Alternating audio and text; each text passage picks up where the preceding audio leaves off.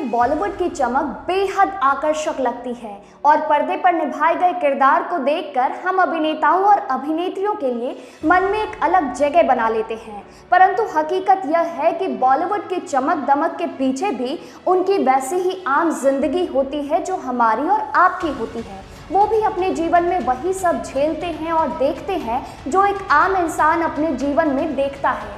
तो आइए फिल्मी किस्से के दूसरे एपिसोड में आज आपको रूबरू कराते हैं ऐसी 5 अभिनेत्रियों से जो घरेलू हिंसा यानी डोमेस्टिक वायलेंस की शिकार हुई हैं और इससे परेशान होकर उनको कानून की शरण लेनी पड़ी।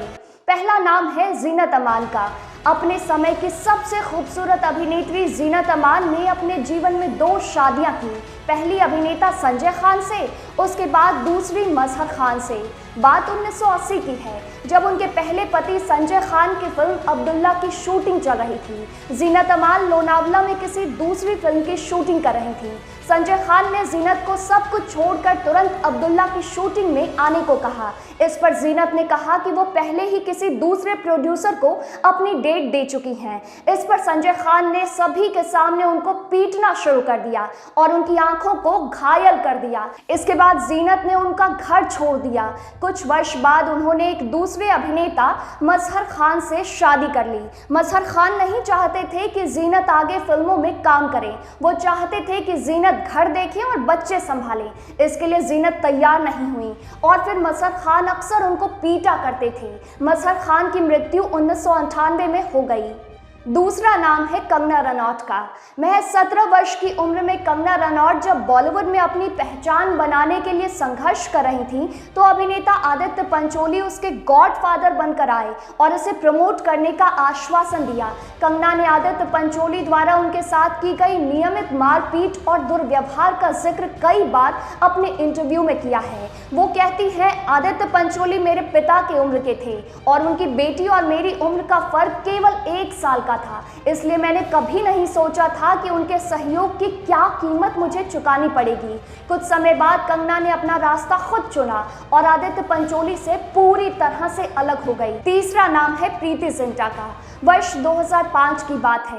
प्रीति जिंटा अपने करियर के टॉप पर थी। तभी उनका रुझान इंडियन प्रीमियर लीग की तरफ हुआ और कुछ समय बाद देश के बड़े उद्योगपति नेस वाडिया, जो खुद भी इंडियन प्रीमियर लीग के मालिक थे, से शादी कर ली। नेस वाडिया की प्रमुख कंपनियों में बॉम्बे डाइंग, ब्रिटानिया और गो एयर एयरलाइंस है।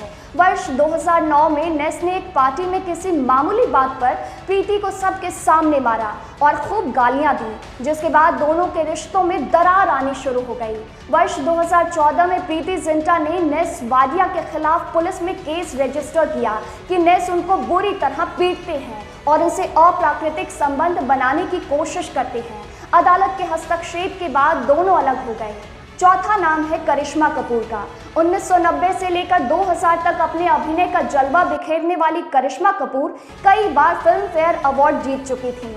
करिश्मा कपूर की सगाई 2002 में अभिषेक बच्चन से हुई, परंतु बात शादी तक नहीं पहुंच सकी और सगाई टूट गई। उसके बाद 2003 में करिश्मा ने दिल्ली के एक बड़े कारोबारी संजय कपूर से शादी की, जिससे उनको 2 बच्चे भी हुए। परंतु संजय कपूर करिश्मा को बुरी तरह शारीरिक यातना देते थे, जिससे तंग आकर करिश्मा ने वर्ष 2014 में न्यायालय में तलाक का मुकदमा दायर किया। साल 2016 में कानूनी रूप से दोनों अलग हो गए। और 5वां नाम है रति अग्निहोत्री का। फिल्म एक दूजे के लिए से हिंदी फिल्मों में आगाज करने वाली रति अग्निहोत्री रातों रात स्टार बन गई।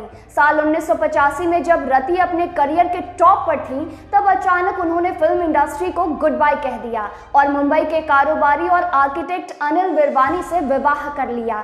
शादी के पहले साल से ही अनिल रति को बुरी तरह पीटते थे। इस बीच रति को एक बेटा हुआ। रति ने सोचा कि अब अनिल का व्यवहार बदलेगा, परंतु स्थितियां वैसी ही रहीं। परंतु बच्चे के भविष्य के लिए वह सालों तक हालात से समझौता करती रही। अंततः साल 2015 में उन्होंने अनिल के खिलाफ पुलिस में केस किया और अलग हो गई। उन्होंने अपनी शिकायत में लिखा, अगर मैं अब भी अलग नहीं होती तो एक दिन मुझे पीटते पीटते जान से मार दिया जाता। आज रति अपने इकलौते बेटे तनीज विरमानी के साथ अलग रहती हैं। धन्यवाद। वीडियो में इतना ही। ये वीडियो आपको कैसी लगी आप हमें अपने कमेंट के थ्रू ज़रूर बताएं।